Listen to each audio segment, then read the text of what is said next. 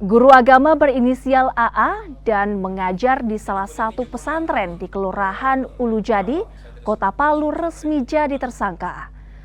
Pelaku diduga memperkosa santrinya berulang kali di lingkungan pesantren.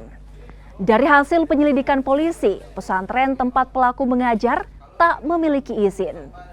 Di dalam pesantren terdapat 7 orang santri, termasuk korban. Pelaku pun dijerat Undang-Undang Perlindungan Anak dengan ancaman hukuman paling lama 15 tahun penjara.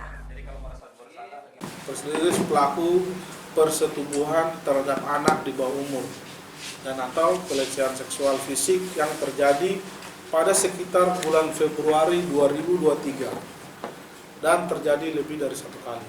Setelah hasil pengembangan di TKP, olah TKP, itu sekitar 7 kali berdasarkan pengakuan korban dengan kita di TKP.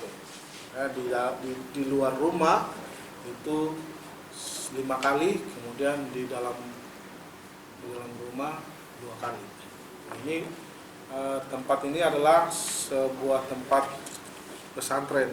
Modusnya seperti itu, beliau ini mengajarkan pelajaran tambahan ya.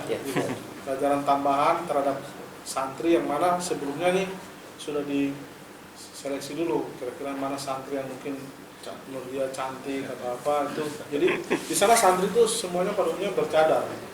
Ada satu momen di situ santri ini disuruh lepas cadarnya, kemudian dilihat fisiknya.